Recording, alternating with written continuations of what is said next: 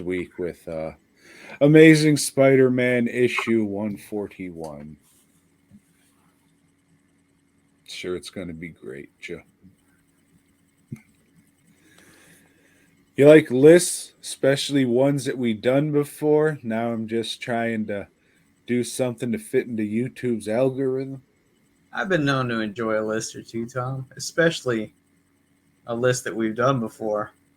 And our top 10 Christmas movies with honorable mentions is definitely something we've done before.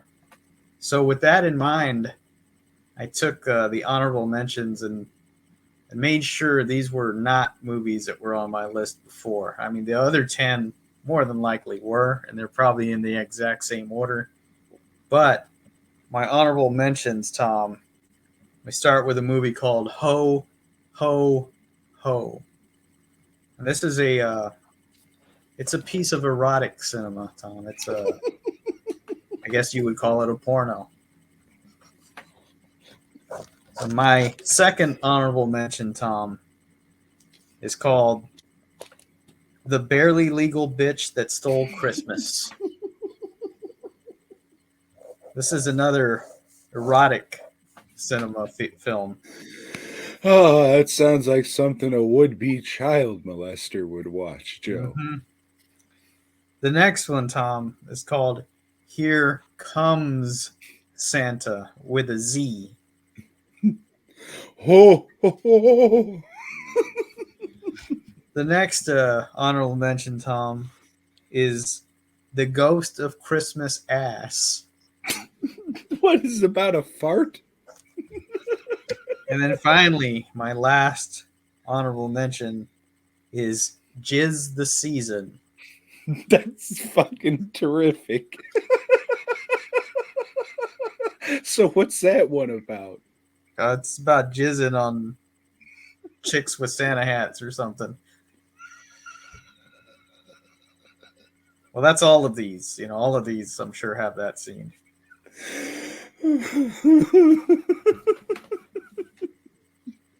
Pretty good, Joe. My honorable mention goes as follows. Not a movie. That's why it is an honorable mention. And that is the Trailer Park Boys Christmas special. The last couple years I haven't fucking watched it, but I always try to, except for the last couple years, Joe. And then I have another one that is not a movie, but that is why it is on the honorable mentions. And that is Emmett Otter's Jug Band Christmas. Ooh, I A forgot. goddamn classic. Well, that's all right, Joe, because I it's mentioned not a it last movie. time, though. And then I have Harold and Kumar's Christmas because it has Danny Trejo in it. And he's a Christmas staple. And then I have the Mel Gibson classic Fat Man. I'll take that shit over that new Violent Night movie or whatever the fuck came out. That motherfucking piece of shit that I've never seen. Just calling it a motherfucking piece of shit because I seen commercials for that fucking movie before Halloween. So on that premise alone, it can go get fucked and I will never watch it because fuck you. At least wait till fucking Halloween's over and then start your ad campaign on November 1st. Just that fucking bullshit has no business being advertised before Halloween. Fuck you. And then I have Silent Night, Deadly Night 5, The Toy Maker, with Mickey Rooney as Joe Petto. Does he touch kids? Is it a Pinocchio play? Oh, tune in when probably no. I'll probably have a review of that Silent Night, Deadly Night Blu-ray set for 3, 4, and 5 in the interim between our last show And just so you guys know, even if that kid happens to be a robot, you're still a sick motherfucker that should die. Probably. And those are my honorable mentions. Joe, number 10 for At your number 10, favorite Christmas movies. our favorite Christmas movie. At number 10, I have Santa from. This is also known as Santa Claus versus the Devil. Very goofy movie. Uh, I wouldn't say it's good, but I like it. It has a bit of charm.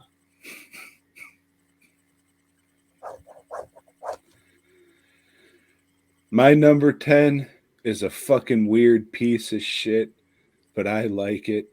And if you like goofy, nonsensible bullshit, I would say go out and watch Blood Beat. However, it is not for everyone. So if you like to drink and watch garbage, this is some Christmas themed garbage. Blood Beat. It's about a haunted samurai suit of armor that happens to attack during the Christmas season. Would recommend. At number 9, this one is pretty common and talked about a lot. It's A Christmas Story, and it's talked about a lot, and it's a favorite of many people because it's good. It's really fucking good. This is one I could never get into. I know it's a classic and a lot of people like it, but I could never get into it. But that's okay. Number 9, what do I have, Joe? I have Krampus. It's not the best, but there's some spooky Christmas visuals in it. So for that reason alone, I would say check it out. But again, not the best. At number 8, another one that's on probably the list of everybody that does one of these things, and that's a Christmas Vacation. Get a lot of laughs out of this movie. There's just some dumb, funny shit in it that I like. Again, another one that I don't get, does nothing for me. But that's okay because fucking the Cane's Chicken Restaurant is promoting that movie for some reason right now.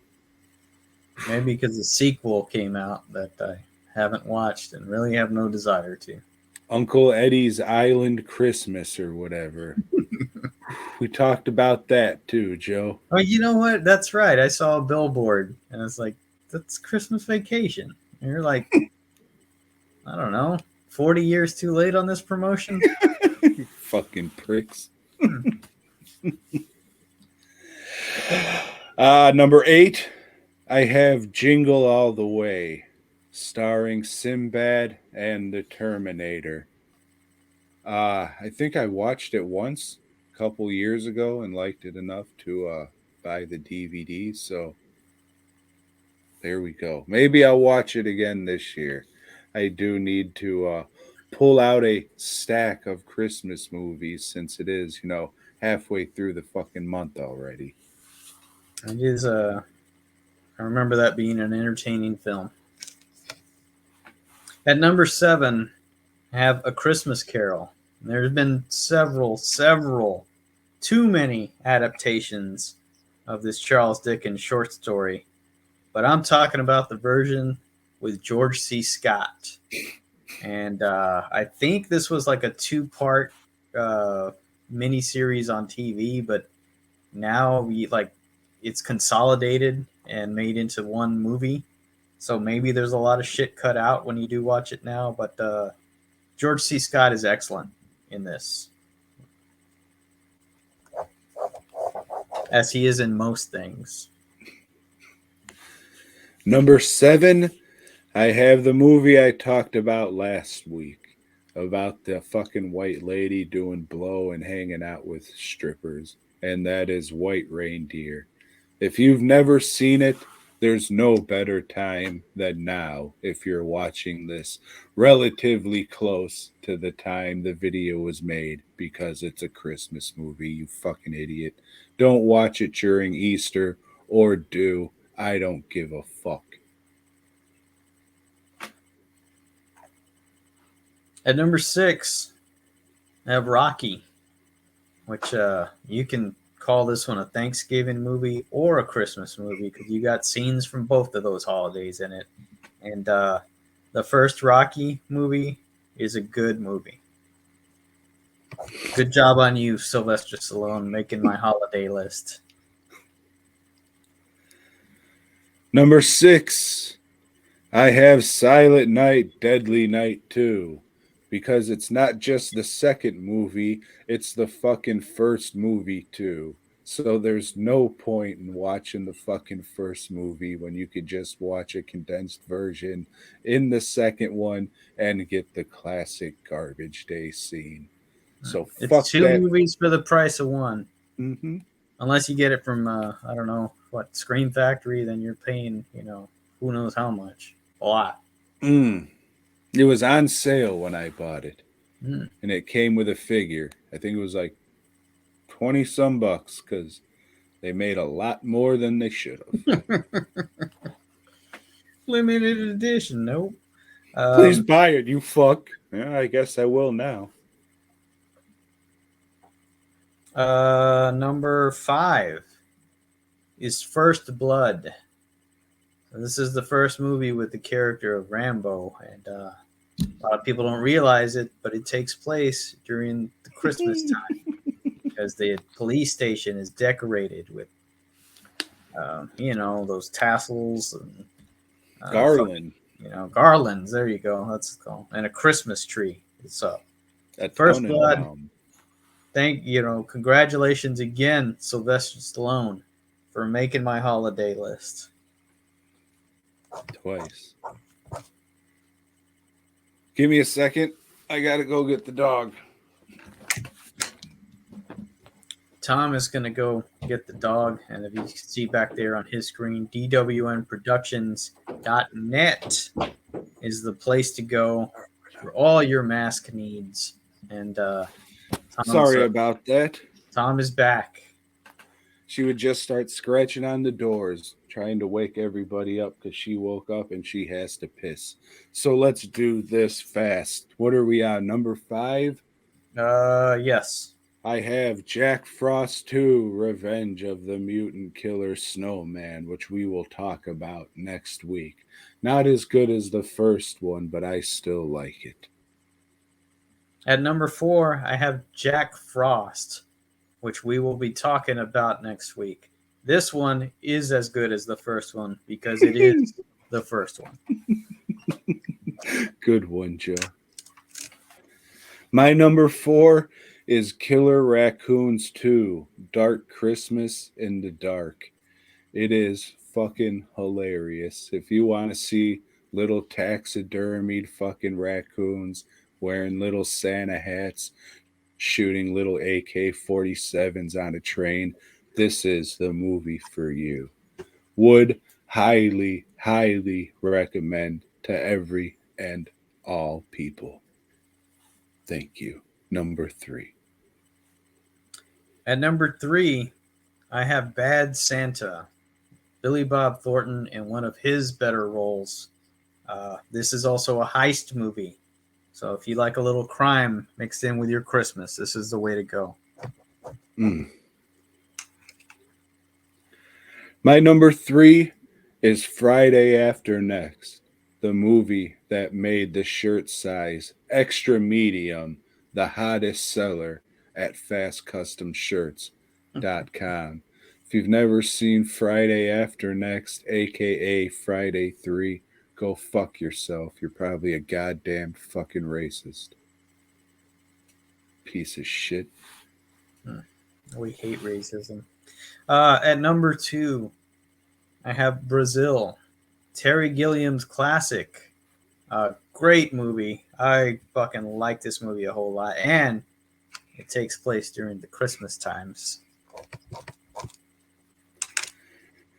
My number 2 is the great Norm Macdonald classic, underrated as fuck, co-starring Dave Chappelle and Danny DeVito, Screwed.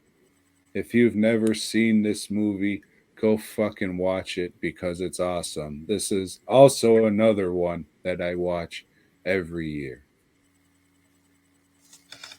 Number one, Joe. This is it. Number one, and I have to dig this one out to watch it again for Christmas, and that is Dia de la Bestia, or as some people like to say, Day of the Beast.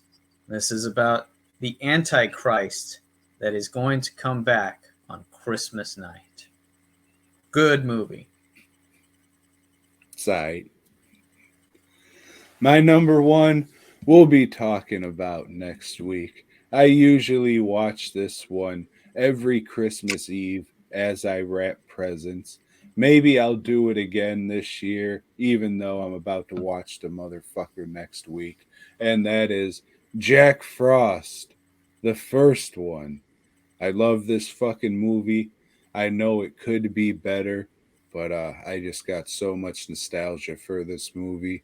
And one of my favorite horror movies in general. Fucking love this shit. And I can't wait to clumsily talk about it in a very uninteresting way next week, Joe. And also next week, we will be talking about not only our worst movies of 2022, but our best movies as well.